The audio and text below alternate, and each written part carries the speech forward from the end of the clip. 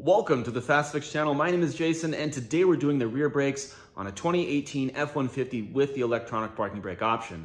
Now, with this repair, there are a few things that you need to know. I'm going to include torque values and some other procedural steps that are very important for you to do this job correctly. All right, let's get right to work.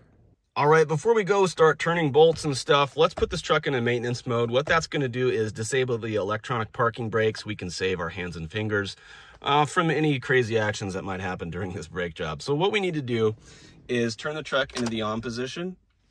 You come down to your accelerator and you want to put it all the way to the floor. Then we're going to hop on over here to our electronic parking brake switch and push it in. So we're going to use my toe to do that since I have to hold the camera. So I'm pushing it in. Okay, we see our parking brake is off. Now we'll zoom in here. So we're going to turn our key to the off position while maintaining the throttle all the way down and that button pressed all the way in. So turn the truck off and then turn it back on within 5 seconds. And we should get a notice that we're in maintenance mode. Let's see. Yep, parking brake maintenance mode. That's exactly where we want to be. Now we are safe to work. All right, once you've got the truck in maintenance mode, you can go ahead and jack it up. And we've got ours all set to go. So we will get started on removing the wheel. These lug nuts are on at 150 foot-pounds, but this Milwaukee impact makes short work of that. We're using a 22 millimeter.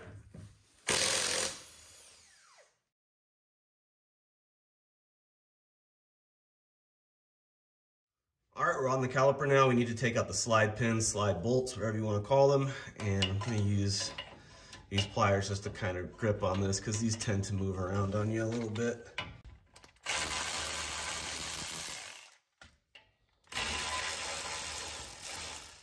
All right, we got our slide pins out, so we can now just remove the caliper. And remember, we're going to be connected to the brake line here and also our electronic parking brake here. So just kind of set this off to the side. Just make sure it's in a spot where it won't move. You don't want it falling, potentially kinking any of these hoses or the electrical connections. Now at this point, if you were just needing to change your brake pads, you could do that. All you need to do is remove them just like this and then pop the new ones back in. But in this case, we're gonna have this rotor surfaced because we're noticing some warpage when we depress our brake pedal. So we're gonna get this off to the shop, get this turned, and we'll put everything back together after that. All right, we need to get our caliper bracket off, so these two bolts have got to go. So we'll be using a 21 millimeter on these, and these are on very tight. So get your breaker bar and get to work. That wasn't too bad.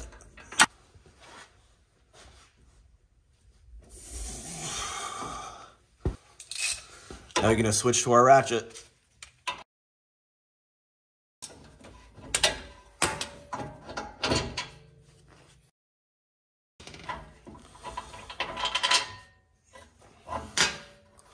All right, you can remove the bracket. Often it's the case that these rotors just don't pop off. We're gonna have to work at them a little bit. So we're gonna use our rubber mallet first. We're gonna use the least invasive process possible, and we'll move on to other things if we can't snap these off. But let's just hit it a few times and see what happens.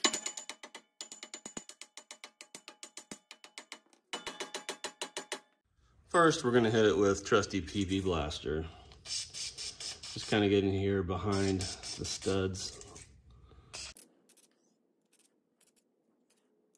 So this is the setup. We are just using these jaws to kind of pull this rotor off of here. And normally what I would want to do would be to come on the back side and use some bolts and run them through these holes and just kind of push it out. But we can't do that for a number of reasons. But we're gonna see if this works. Hopefully it does. If not, back to the drawing board.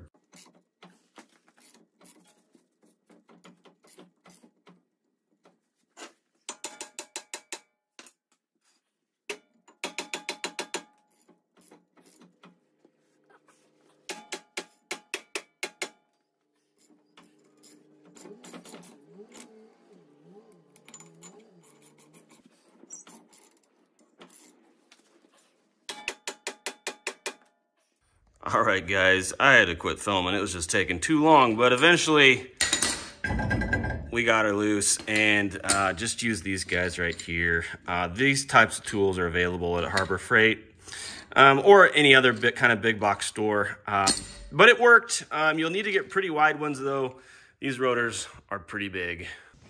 So this is the process, guys, that I didn't capture on the last video, but basically we got this pretty tight, and I am using the impact on this as well. So just kind of tightening this up. The wheel's gonna want to turn on you, but once you get it tight, you know, I threw a lug nut on one of the studs just to keep it from falling, but hitting it with a hammer then sometimes is enough to just kind of break it loose. So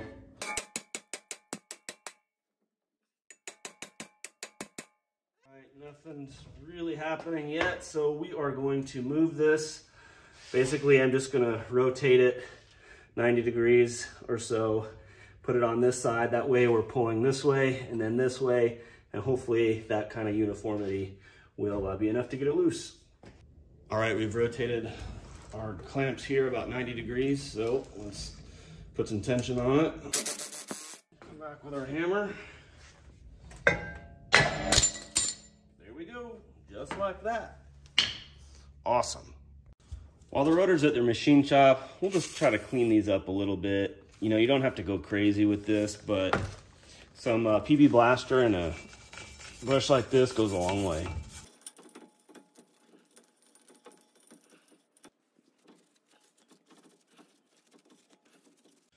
So if we ever need to do our brakes again, which we certainly will, we're going to cover this surface with just some of this grease, and that way, you know, when we do this in the future, it'll be easier to get the caliper off.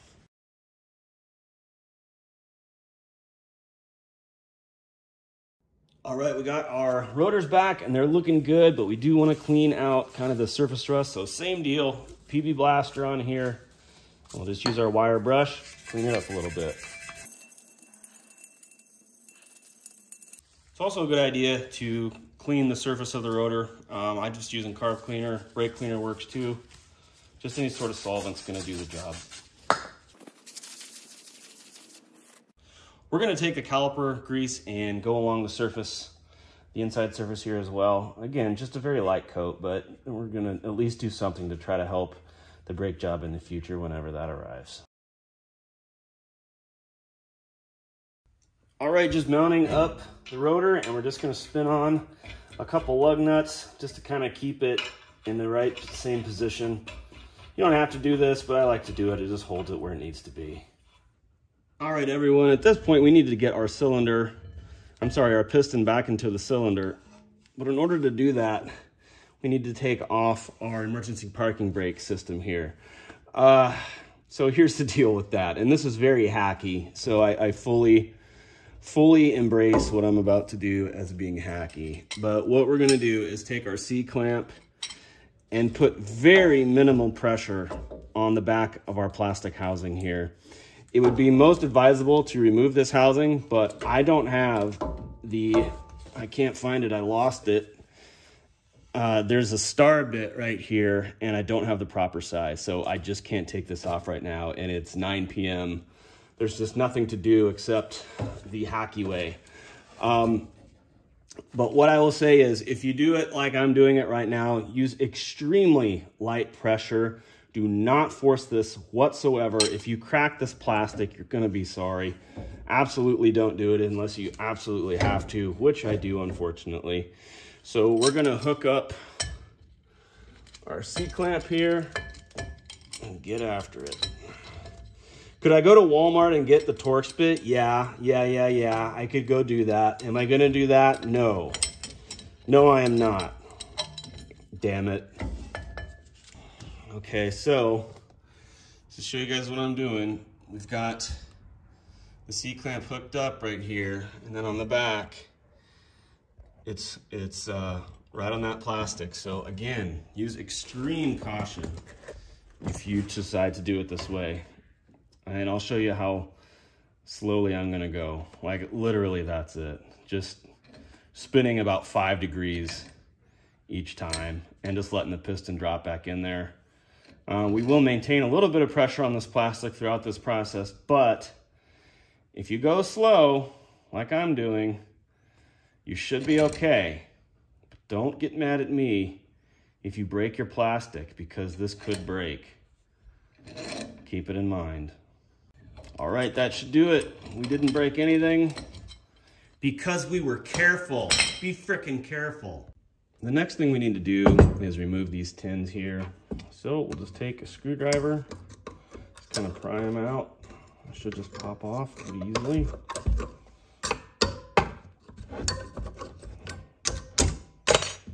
Easy enough anyway. And we'll just take our new ones and install those. But these go on pretty tight. So what I like to do is, if you got a smaller sized hammer, use it, but just lightly tap these down. Very lightly.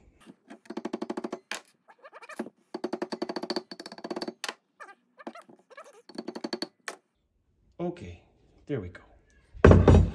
Do that for the other side too. All right, we can put our mount back on here, our bracket, and yes, these are the old bolts. These are torque to yield bolts. These do need to be replaced. Here's the deal, everybody. I'm breaking all my own rules today, and the reason I'm not replacing these is because they simply did not have them at the dealership. They are on order and they will be here tomorrow, but for today, I'm throwing these back in the truck, but I promise you, I will replace them. I don't intend on reusing parts that should not be reused. It is a very temporary thing. All right, so we're gonna get these on here, torque them down, hopefully get this job over with. It's been a long day.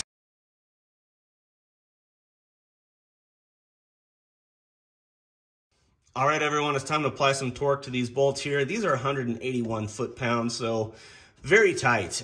This torque wrench only goes to 150, so we're gonna have to max out on the torque wrench and then use all our skill and knowledge of our lives to determine the remaining 31 foot-pounds.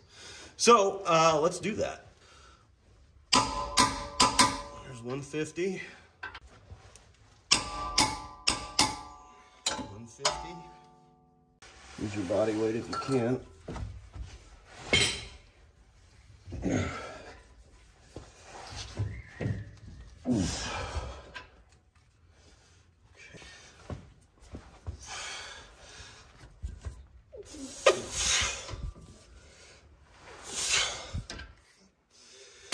GTG. All right, we're not done with our brake caliper grease yet. We're gonna put it all along kind of this top edge here. Same for the top one. We'll just put it along this edge right here, and we'll do that so the brake pads do not squeak.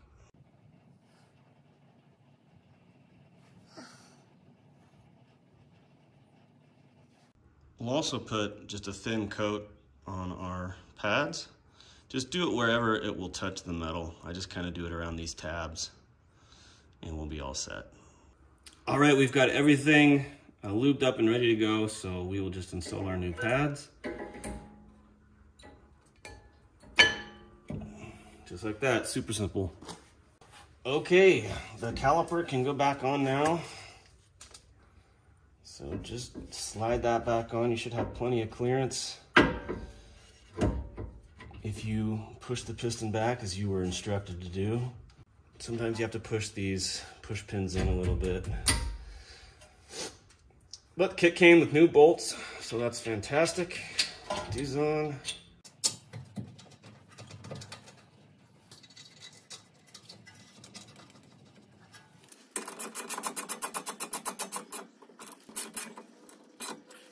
All right, these don't get torqued to much at all. It's basically hand tight. 21 foot-pounds.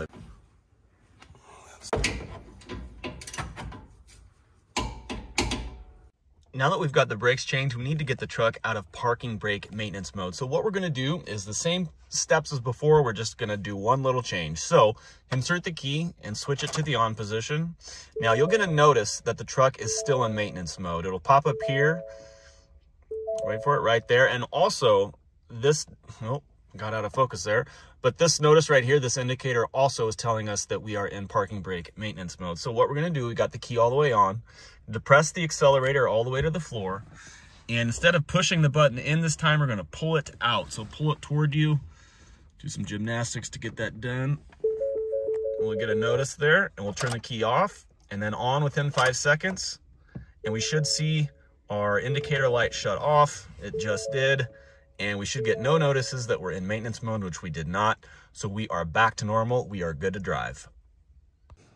All right, everyone, and that is it, but don't put that torque wrench away just quite yet. You do need to still put the wheel on, torque those lug nuts to 150 foot-pounds, and you will be all set. And hey, if this video helped you, please help me and hit like and subscribe. It makes a world of difference. Thanks for watching. Have a great rest of the day.